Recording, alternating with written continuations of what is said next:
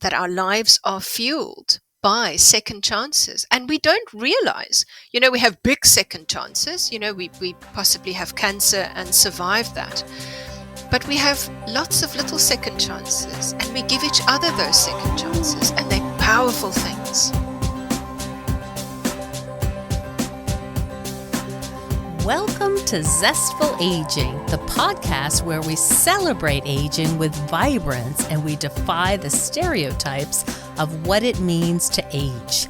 I'm your host, Nicole Christina, a psychotherapist of more than 30 years, here to introduce you to my off-the-mainstream guests who will energize and inspire you. My hope is to create optimism about getting older and help you cultivate zest and joy in this season of your life. And I love to hear feedback from you, my listeners. Please drop me a line at zestfulaging@gmail.com. I read every single comment. And to find out more about this podcast, hop on over to zestfulaging.com. One of the great pleasures of podcasting is being able to connect with like-minded souls all over the world that I would probably never meet in daily life. And even with all of its problems, Facebook has introduced me to people that I just can't wait to connect with. And today we have a perfect example. Liezel Graham is an indie author, textile artist, and writing-for-wellbeing practitioner who considers beauty to be the antidote to many of life's difficulties.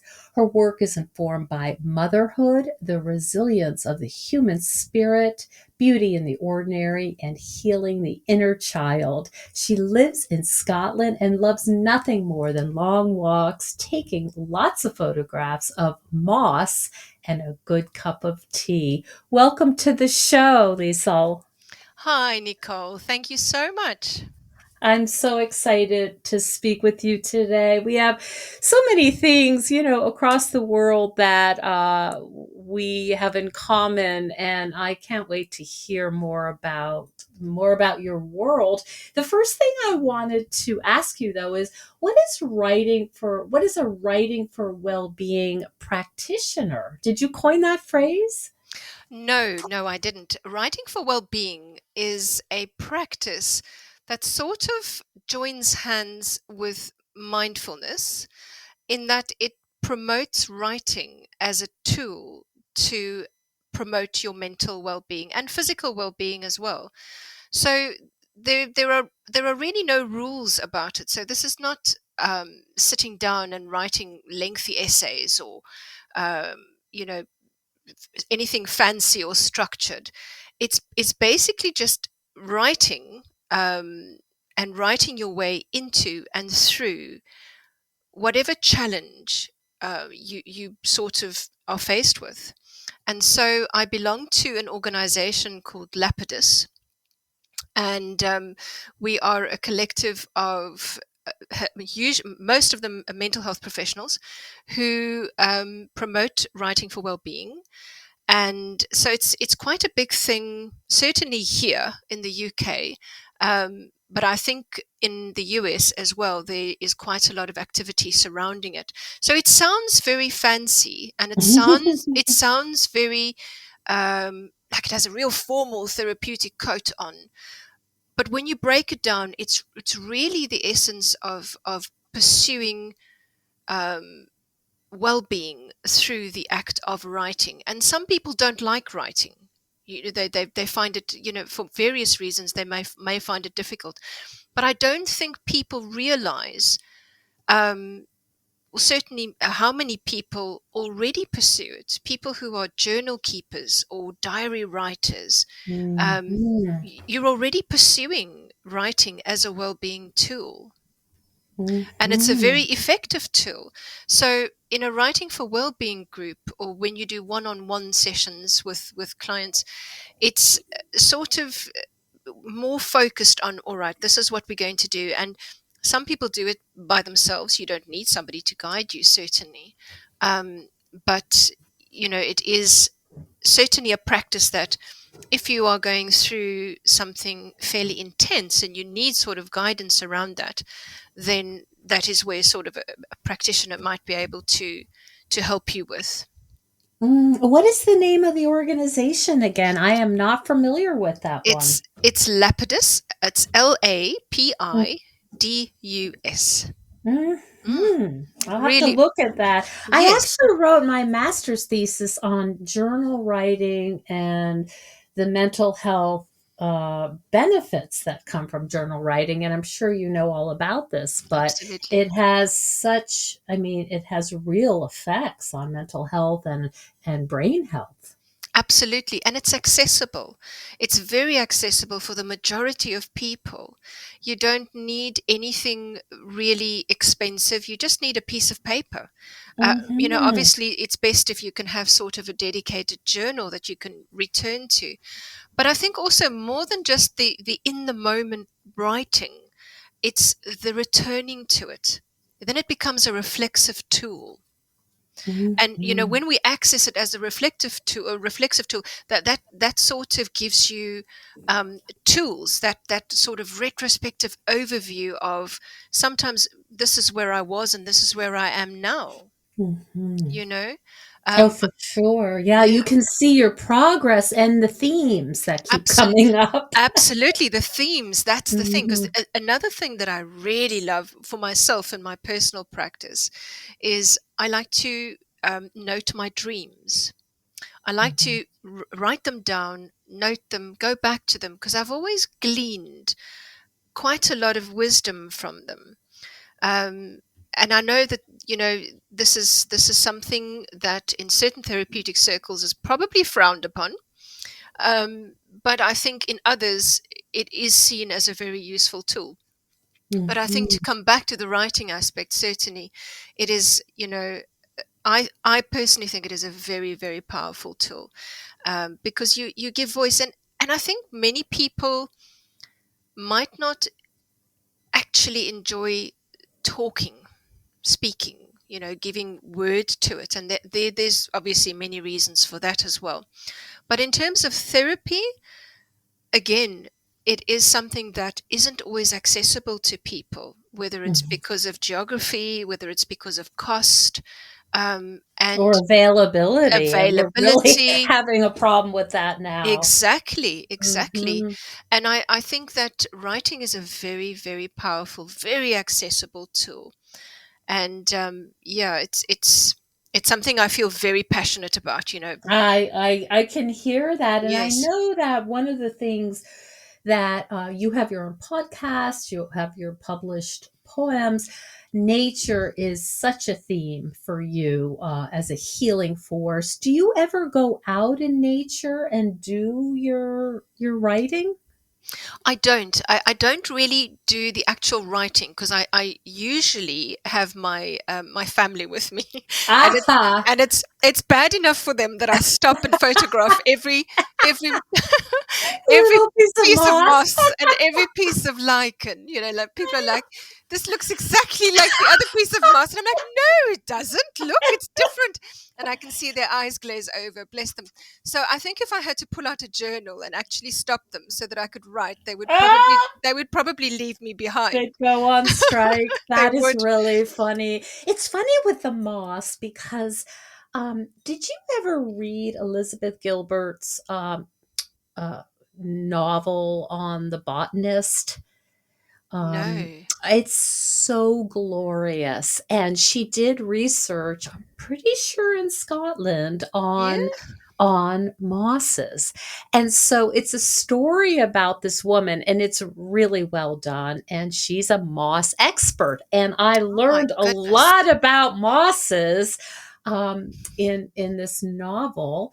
And it is so fascinating how they kind of congregate together and they help each other and they have different moisture needs and they depend on one another. So I feel like there's a whole world when you look at a little outcropping of moss, like there's a universe there. Absolutely. I'm busy reading Elizabeth Gilbert's Big Magic at the moment. Yes, that's a It's lovely book. phenomenal.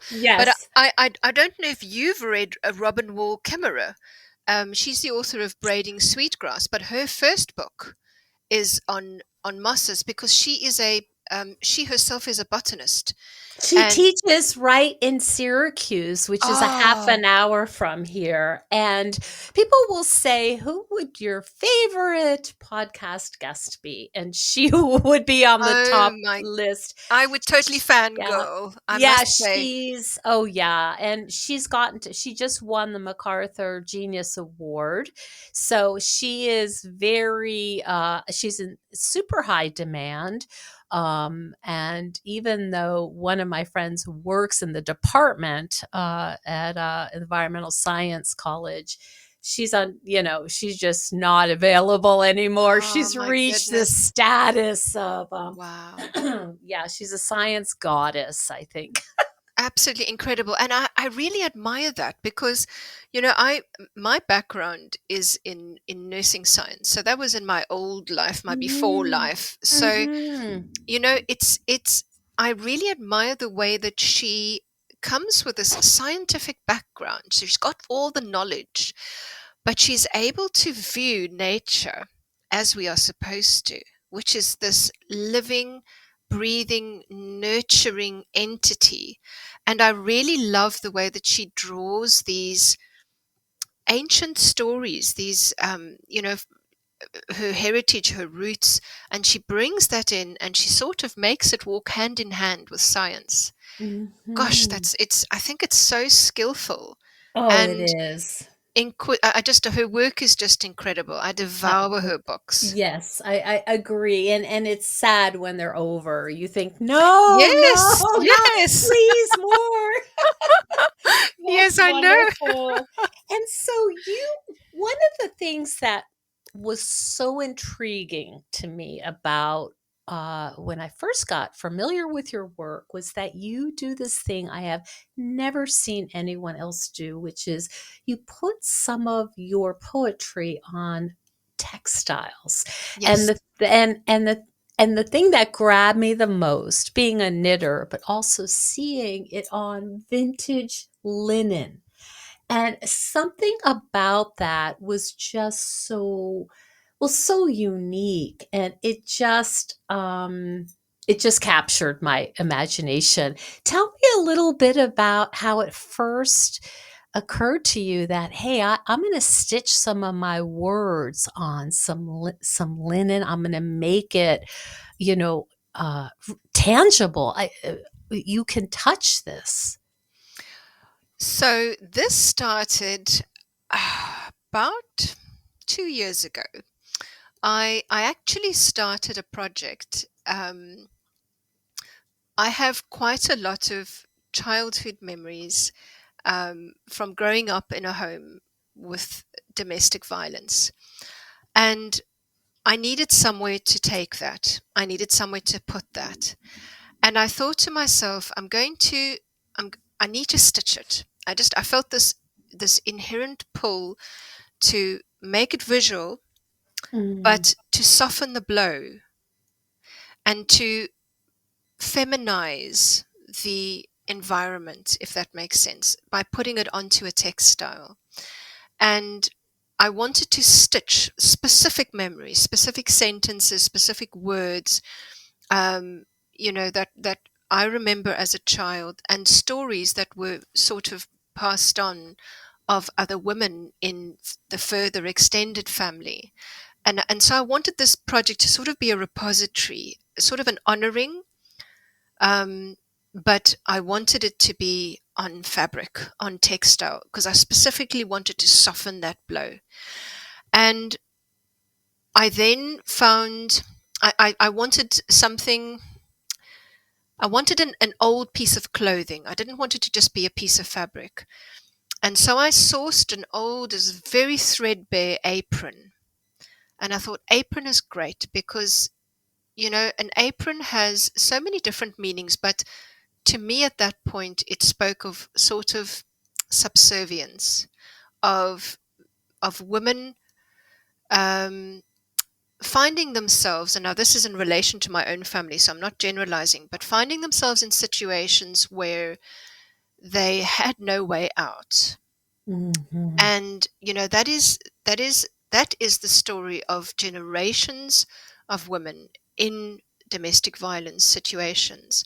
I'm thinking in terms, certainly now I think there are more options available to women, but in my granny's age, my great granny's age, they didn't really have that. Mhm.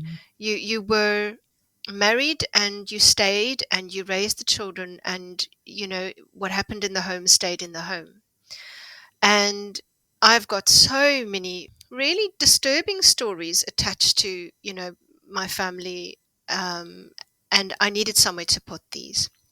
So I started stitching them, and I'm bilingual. I grew up partly Afrikaans in South Africa. And so I thought I'm going to be as honest as I can. And that was probably the hardest thing for me, because a lot of these sentences and phrases, up until then, I'd only ever seen them on the screen behind my eyes. So they happened to me, or they were passed on to me, and I never said anything to anybody.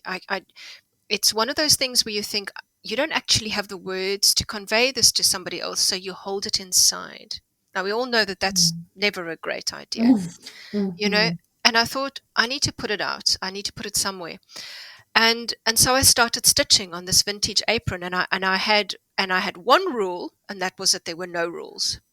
I didn't pay Mhm. attention to color, or I didn't sit there, making sure the stitches were perfect. I literally would pick up this apron whenever I had a moment, and I would stitch and stitch and stitch. And one day I thought, I'm going to share just a little bit about this. Now, that was a big thing for me to do, because although I sort of approach my writing and my author page very vulnerably, this was a big thing. And, Mhm. it was also a sense of my story is never just my story. My story also involves other people. So there's a sense of wanting to honor the story, which is very important, but also honor the fact that other people are caught up in that story, I see. you know? It And will so, have consequences putting this yes, out in the world. because Yes. others might not be where I am in Mhm. terms of we don't want this known, or whatever. And I started sharing this. I remember sharing something about the stitching, and I didn't really have a tremendous response on that post publicly, but behind the scenes, I started getting messages, emails on my website, on Instagram, on Facebook. And I would just have some women would just, I didn't even know who they were. I didn't even realize they were people who were following my page. They would literally just drop me a message and say, "You are telling my story. Thank you." Mhm. Mhm. And I thought, I actually have to do this. And so I started sharing this project, and it was very, very powerful, not just for how the interaction that I got from mostly women, but also for myself. I can remember certain sentences when I finally finished stitching them and reading this back to myself. It was enormous. It Mhm. was absolutely Mhm. enormous, in that I looked at it and I thought, I've done this, and it was almost a pricking. It was a pricking of an abscess. And Uh-huh. and to see this sometimes really terrible words stitched on this soft see-through fabric, I just got this sense of it was done, and it's over, and I've put it to rest. It's you've gotten it outside of you. Yes, exactly. That's right. And I shared it in a textile group, a slow stitching group that I'm in as well. And again, there I had so many women. I can remember one woman said to me that she'd been through an incredibly abusive process, and had no idea what to do with it. Would I mind if she copied my idea? I said, "Oh my goodness, please! This is not a this is not my idea, in the sense of nobody else can do this." I said, "Please do pick up a piece of fabric, and just make a mark and start from there. It is very therapeutic. And again, it's very parallel to the idea of writing for well-being, which is that you are taking something which is inside and you are making an outward mark on something, whether it be textile or whether it be paper. And so that particular project eventually sort of evolved into me stitching words. Just I call myself a textile artist, but I really prefer calling myself an intuitive stitcher. Um, it's basically, you know, and again, it's something that I've really been very fortunate with it, because I sort of uh, I can never ever I've got a studio shop, an online shop, and I can never seem to keep that shop stocked. Oh, there's Um, not much in there. If we're no, talking about Etsy, I I think know. you have I 2 pieces. I know. I can't keep it up. I'm literally, and that's a lovely thing. But Oh. it also tells me there's a place for this kind of art. There's a Mhm. place for this sort Mhm. of expression. And I'm deeply moved by the fact that something, and the textiles, I choose the secondhand textiles for a reason, because my work is very much centered on second chances. I believe that we have the right to a second chance. We go through things in life that are beyond our control, and some people will experience profoundly tragic things that may crush them, and you know put them on their knees, and they may feel like there's no sort of hope again.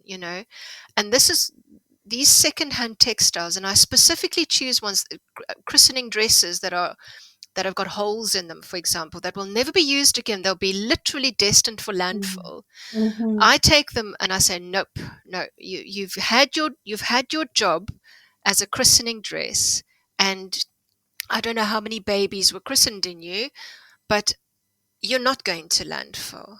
We're going to take this and we're going to make something beautiful out of you. And so that is sort of a big driver for me, is the idea of that our lives are fueled by second chances, and we don't realize. We have big second chances. We possibly have cancer and survive that, but we have lots of little second chances, and we give each other those second chances, and they're powerful things. I think also many midlife women want Absolutely. are wondering how to make the second half or the last third even a second chance. Absolutely. And that, you know what, this is also obviously something that is relevant to me now, is sort of menopause. Um, and Mhm. and it is obviously something that women experience differently. Some women have a lot of physical symptoms, others don't. Some women are secure financially, others may find themselves on the brink of divorce, or whatever. So whilst we're all sharing that same story, the nuances are all different. But for me, I think if I could encourage women, it's that you're at a place where you have so much opportunity. You no longer have to perform. This for me has been the biggest thing with menopause, is that I no longer, it's like something has just opened up for me, and that I no longer have to fit into any boxes. I don't. The boxes being, tell me the boxes. Well, the box, in the sense of, you no longer have to fit in the sense of people expect you to be this and this and this. Mhm. This is for me personally. This is how I've experienced it, is that I've realized fully that I'm 50 now. I've had this beautiful life, and it's there have been hard parts to it, but I'm 50. And just the fact that I'm here is already, to me, an enormous gift, you know? And that gift I do not want to squander. I want to literally be entranced by the wonder of this life every single day. Mhm. This is my second chance. It's actually my how manyth chance? It's not my second chance, Mhm. but it's my second act. Shall we call it a second act? I think, People do, yes. yeah, yeah. Hi, Zestful Agers. Did you know that we have enormous control over how we age? What we do every day sets us up for the kind of longevity and health span we'll be enjoying for our future. If you'd like the blueprint on how to live better, longer, I have created a course that cuts right through all of the contradictory and sometimes harmful advice and is built on science and the more than 350 interviews I've done with experts in the field of aging. You can find my Zestful Aging course at zestfulaging.com under the Courses tab. Get ready to feel more energetic, vibrant, and joyful. Now, back to the show. Now, I think that when people hear this, they may think that your life is charmed. That if you're saying, I want to be entranced by the wonder of life, I'm looking at the beauty, they may have the wrong impression about what your day to day life entails. Yes, it's obviously, I think when we look at people's lives, and particularly social media as well, you tend to look at people and you get this snapshot, and we polish that snapshot to within an inch of its life on social media.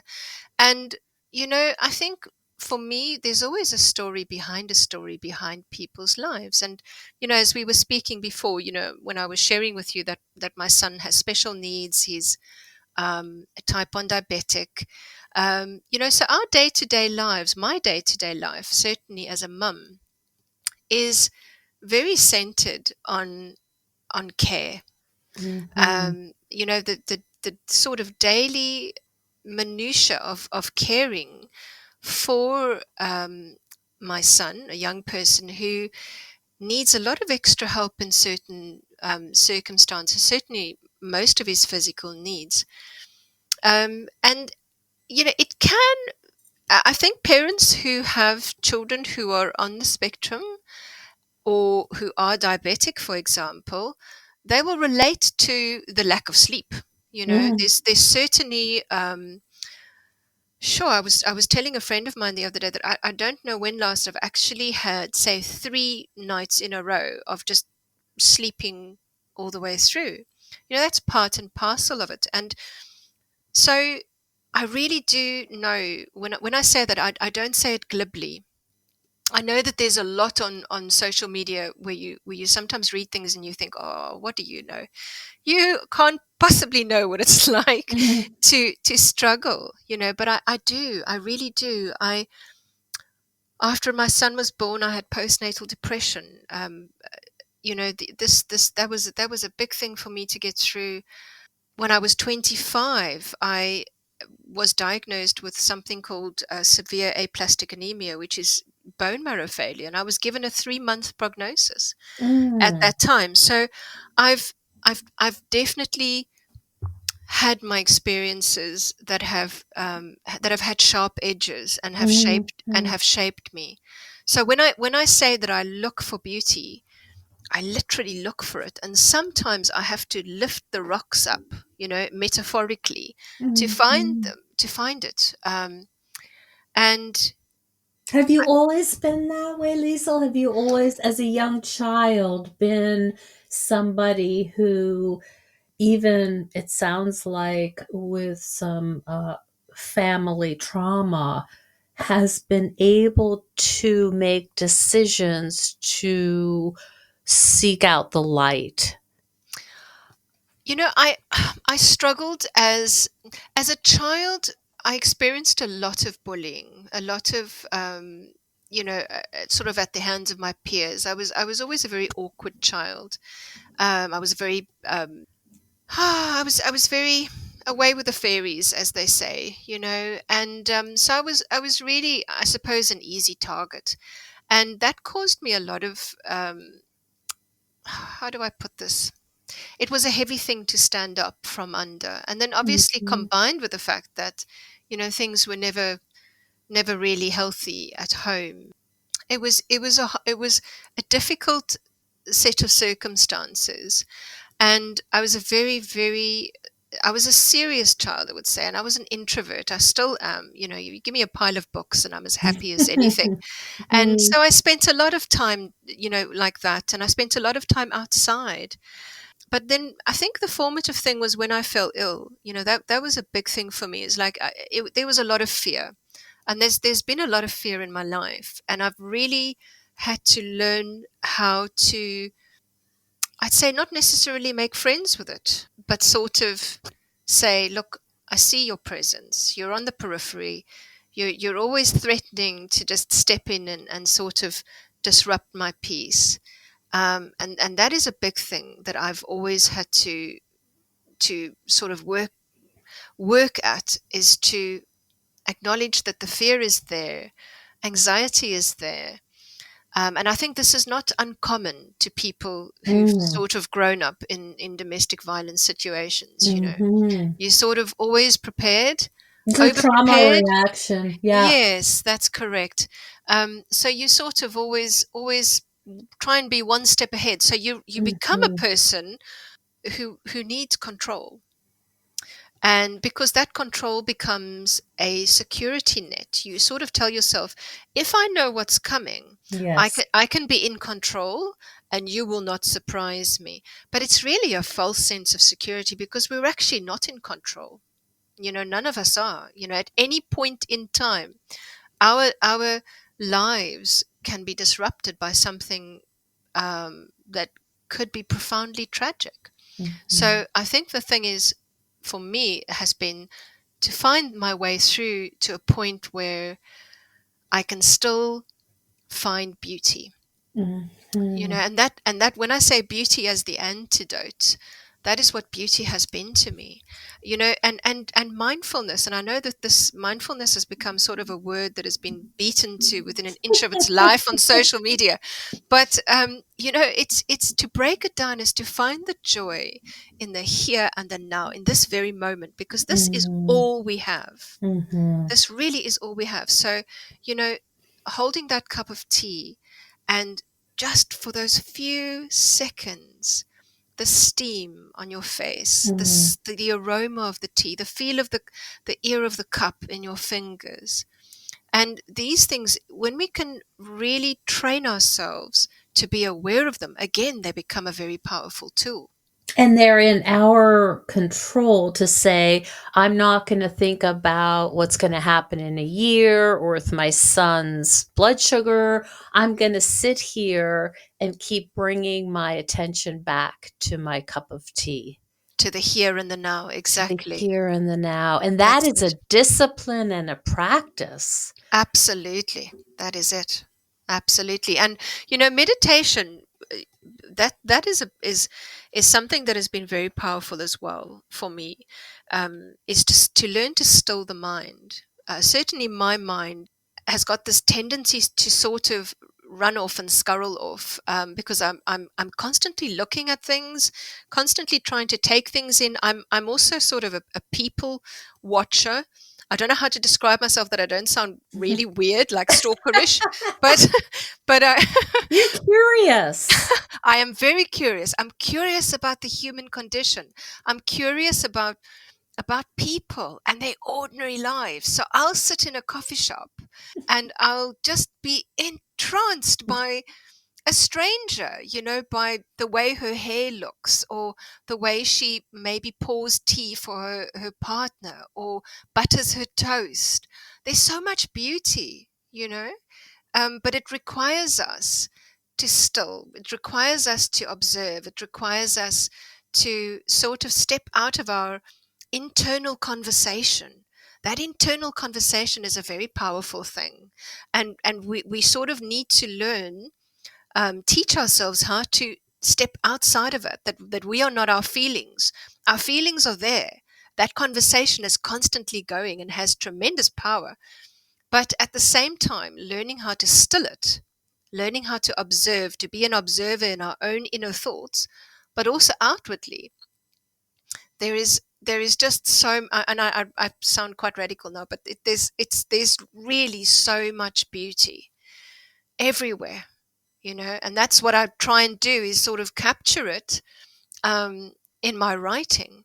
I always say that I go and observe, and then I come back and tell of it. Mhm. And that's what that's what I think I'd like to convey to people, is that your life is so rich.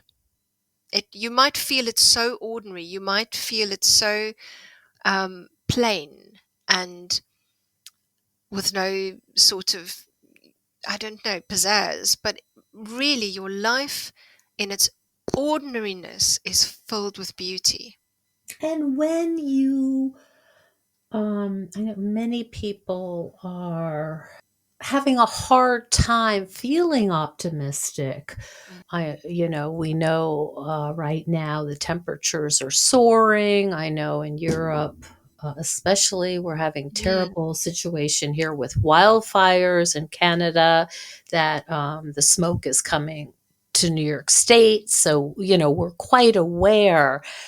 What, and I know you don't live in a bubble. You're aware of all of this. Mm. What is the mechanism when you hear, oh, Italy's, rivers are drying up, or France, or whatever?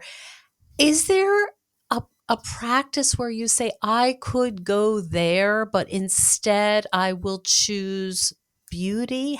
What are the mechanics of how this works when things are weighing on you and they're real? I think honestly, it boils down to acknowledging what it is. You know, there are terrible tragedies unfolding every single day to people all over the world. And they might be unfolding in your own life.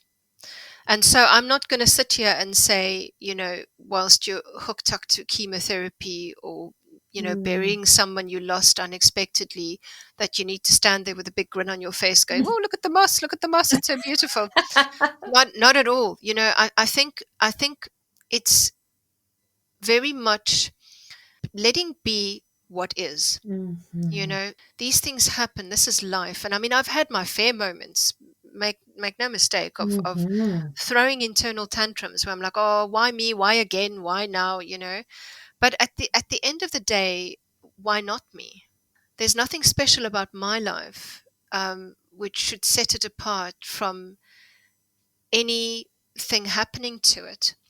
My thing is just, if I want to live my life in such a way that I am constantly healing what is inside of me, and finding myself living in a peaceful space as such, I need to learn that I can't control things, that things are what they are, and in that relinquishment already, there is a sense of healing. It sort of takes that responsibility. It's to find that peace in that moment. But at the same time, I acknowledge that that is not an easy thing, and I think it is not. It might come easier to some, and also it is easier when everything is going well. Let's Mhm. let's be honest. When you've got enough money in your bank account, when all your family is happy, you're healthy, it's easier to sit there and go, oh, this is wonderful, everything is great. Yeah, everything's um beautiful. Great, yeah, as that hashtag blessed. I Ah. was I was in a conversation with someone earlier, and I was like, oh, I really don't like that word. When I see the word blessed, it's like I can't even hear it without seeing a hashtag attached sort of in front of it. And again, I'm going to blame social media for this. It's like, look at my ice cream, blessed. And it's Mm. like, I think it's sort of really taken the real meaty substance of that word and has minimized it possibly. Mhm. But I It's think commercialized it it has very much. and I think, trivialized it.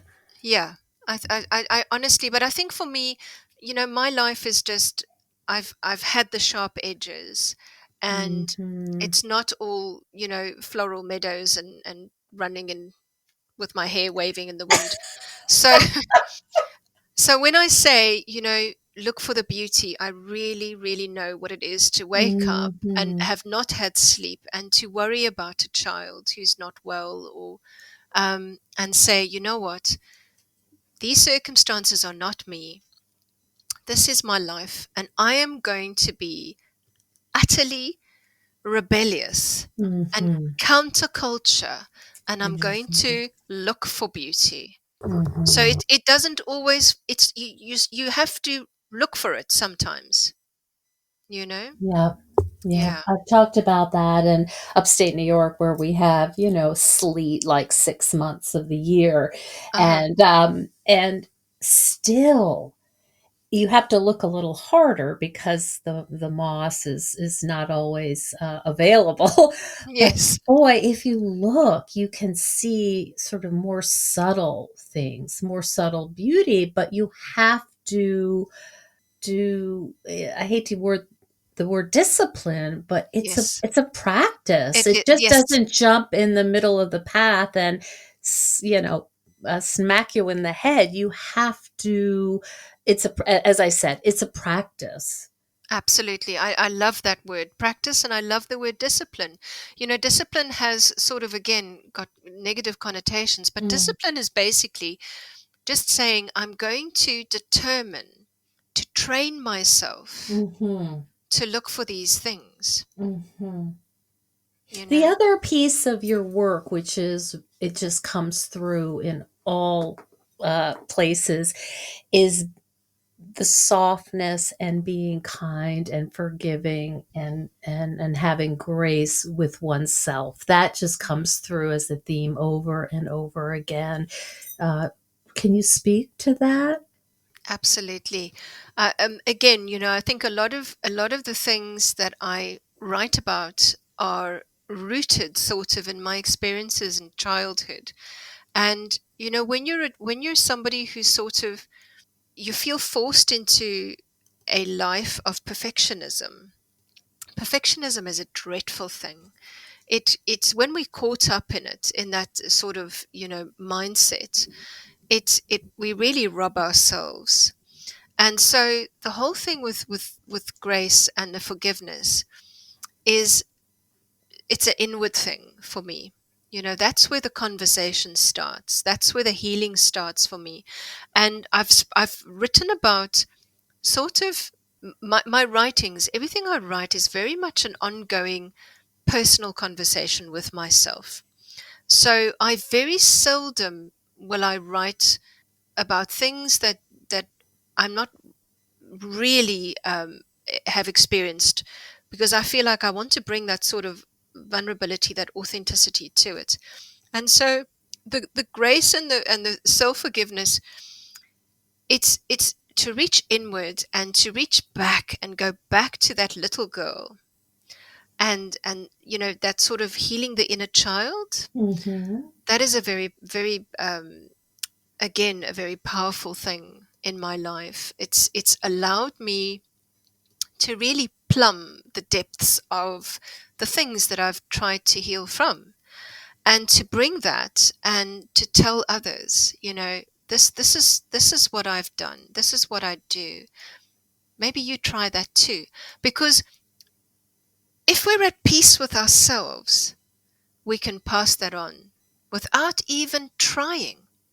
We'll pass it on to others. It'll rub off us onto other people as they bump into us in our daily lives. Yeah, that's it. It's all sort of caught up in that well-being, well-being space, that healed space. But how that is very much a personal responsibility. We have to start inward. And I know that some people have experienced real tragedy at the hands of others, and sort of that response is there, but you don't know how much this person hurt me. And that is, that is, it's a truth in your life. But if that is your only story that you're going to focus on, Mm-hmm. you are going to rob your own life. You know that was sort of the conversation for me, is what if I'm only going to focus on what I've experienced, I'm going to be stuck there. Mhm. That's going to be the flavor of my life. And I want so much more than that. Well, it makes the tragedy compounded. Absolutely, yeah. You know what I want to ask you about, and this is obviously going to be a 2 episode airing. Um, One thing that I struggle with, and I'm sure you have thought about it, is this toxic positivity. Yeah, Tell me, and when you talk about finding joy, finding beauty, it does not smack of toxic positivity, but it's out there. yeah. How, what are your thoughts about it? I think, as I understand, the whole idea of toxic positivity is like, my life is falling apart, but I'm literally going to be here telling you I'm that it I'm is. hashtag blessed. I'm hashtag blessed, okay? My life is a dumpster fire, but I've managed to hide it from the Instagram sort of square, okay? And I'm hashtag blessed, and it really, really, it feels so. I think you can sort of sense it, Mm, and I think the world is so hungry for real and mhm, authentic, mhm, um, and we're also very numb.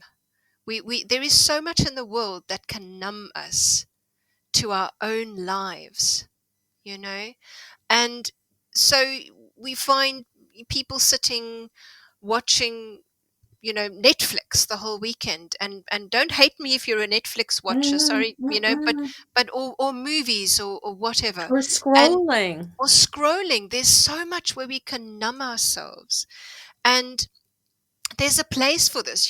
There's really nothing nicer than watching a good movie for 2 hours with people and relaxing, for example. But I think it's the habit. It's If this is the habit, if this is the way that you sort of um, deal with things. And I think the toxic positivity is one way of doing that. It's another way of numbing yourself. Mhm, Is to say so fervently, it's not about trying to convince yourself that your life is going great. It's about being real. It's about in that moment saying, I am so tired I can't see out of my eyeballs. Or, mhm, I've just had this doctor's report and it doesn't look good on paper, but I'm going to choose to say, I'm still here. If I think of COVID, for example, we've just come through something almost unprecedented for the majority of people who are currently alive. And by virtue of the fact that I'm sitting here talking to you, people are listening, they've survived that. mhm, And in that survival, there is beauty. So, not everything is beautiful, but there is beauty somewhere in everything. That that mhm, that I firmly believe. But as you said, you have to go and look for it sometimes. And that is the discipline. That is the practice. Because it's easy to say, yeah, we have a negativity bias, so it's easy to look at the negative. It's easy to say, oh mhm, my goodness, mhm, life is so hard. So I'm not saying it's not hard. I'm saying that the practice is to go and look for something that is mhm, beautiful, and when you do it over and over, and it can be the smallest thing, again, the cup of tea. I cut open a red cabbage and I stand there looking at this mhm, beautiful mhm, design, you know? So it doesn't have to be this like really enormous thing. When you start filling your days by looking for these tiny little glimpses, and that also goes it walks very close with the gratitude practice. You mhm. become grateful for these things, and when you're able to be grateful for these tiny little repetitive things, you really start to notice them more. That's true, and I hear you speaking with the heart of an artist, but in my world, we know we're rebuilding neural pathways. Yes. So I love that. It's beautiful. I too look at cabbage or a radish or a beet, and I Moss. think it's this is ridiculously beautiful. The color, I mean, that's all that whole lavender, purplish thing that Yeah, just speaks to me. So I'm totally there. And there's that aesthetic to it.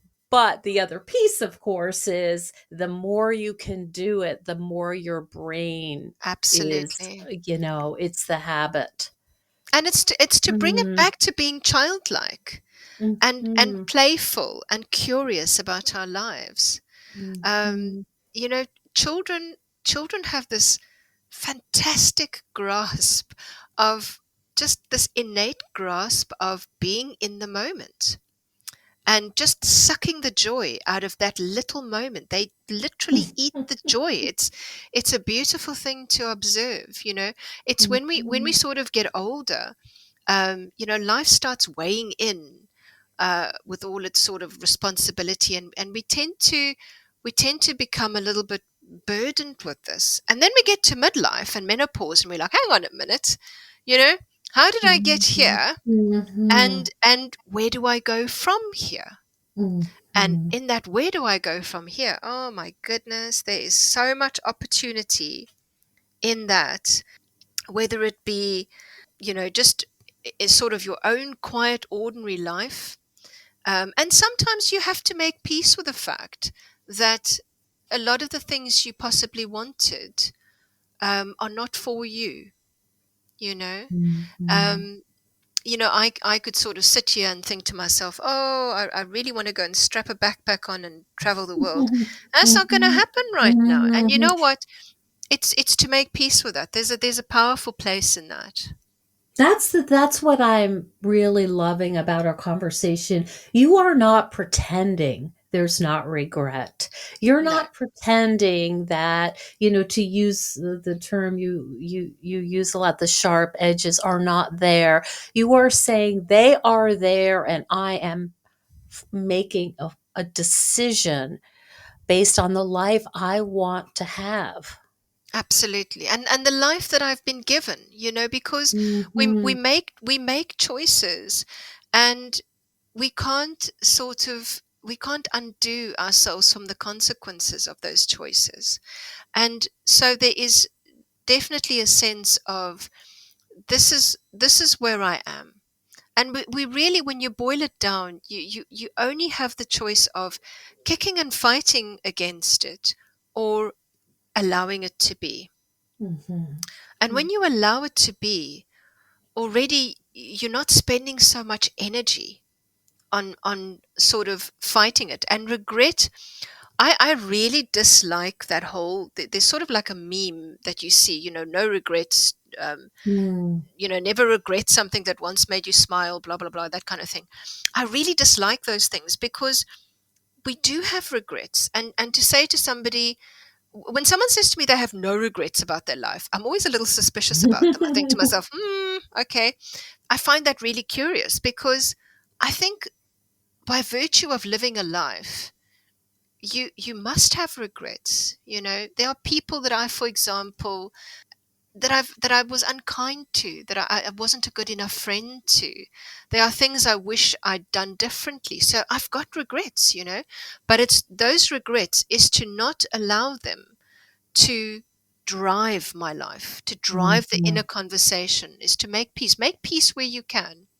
You know, Mm, if you need to make reparations with people, do that. But if you're not able to, then live your life in such a way that you perhaps, as part of your meditation practice, you wish them well. You know, there's a lot of release that comes from that as well. That mhm, the metta bhavana mhm, meditation, the loving kindness meditation, that's a very mhm, powerful meditation. mm, To wish yourself, to be, may you be happy, may you be healthy, mm, you know may you be at peace. And I add one in and I say, may you be well in all things. And I say Mhm. that for myself, and I bring people to mind. And there's, meditation is a very powerful tool. Let me ask you, because I know we are going to have listeners saying, wow, this woman is amazing, and I don't know how to do that. And I want to learn. Are there particular books or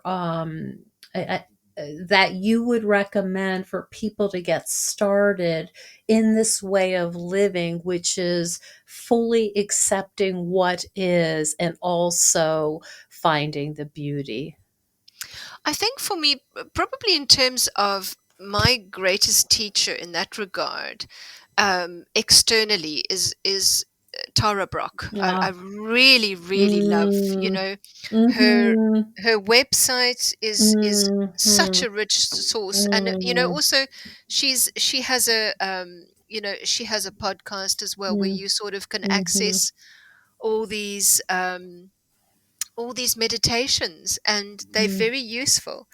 But I think just for me personally is to start off by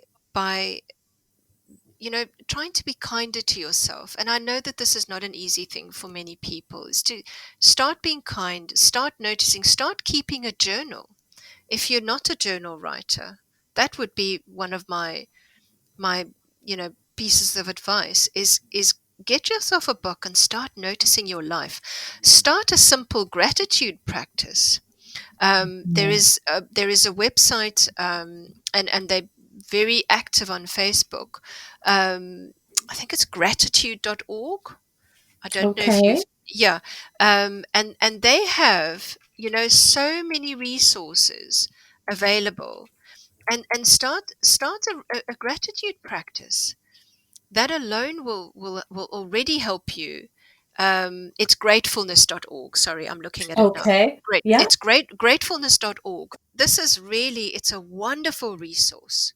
Okay. They sort of have daily practices that you can explore, and they really not, don't go and look for, academic papers and textbooks and whatever. Start small. Your life holds everything. Your life is a rich field already, ready for you to sort of plow, to find Mhm. the beauty. Mhm.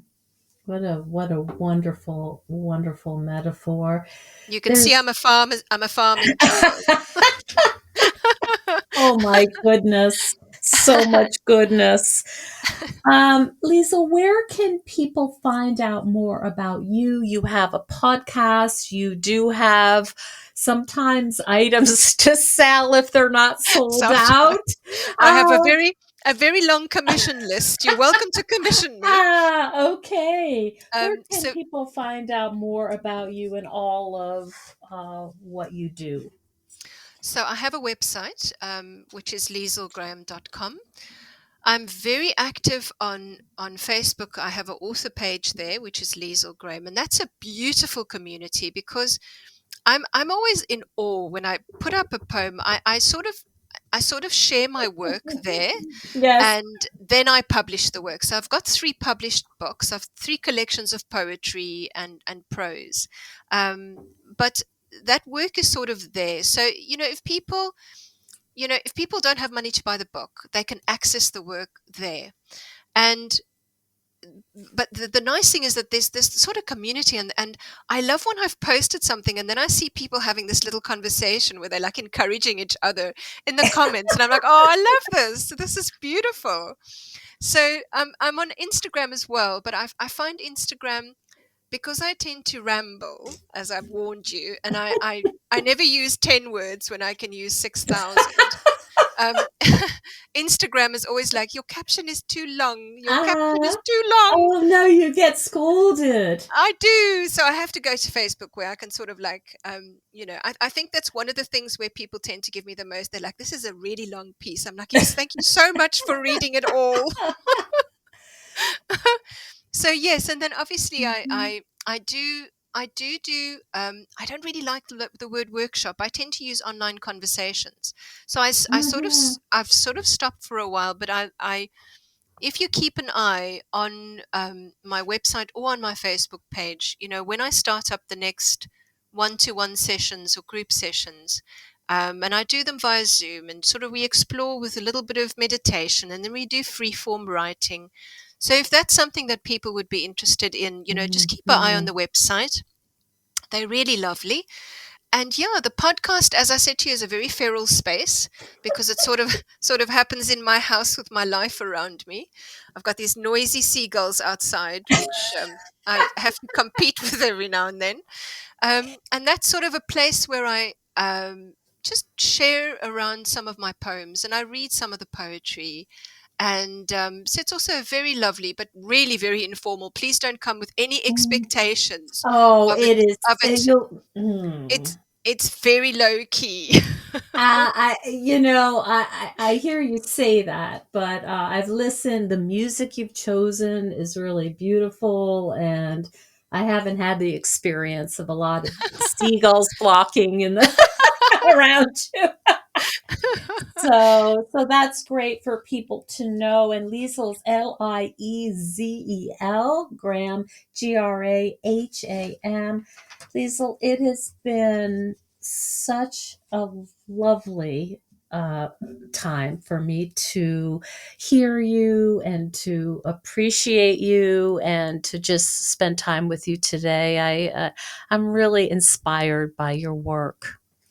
Thank you. It was absolutely lovely. I have a feeling that we could have probably had like 16 conversations. Mm-hmm. It's Mm-hmm. really been lovely. Thank you so much. Thank you so much for joining us on Zestful Aging. If you like the podcast, please share it with some of your friends. Our theme song is All I Did Was Wait for You by Kjartan Abel.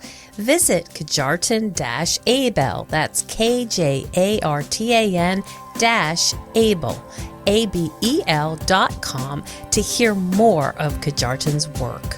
And our technical director is Stephen Litweiler. And stay tuned next week for another interview with a fascinating and inspiring guest. See you then.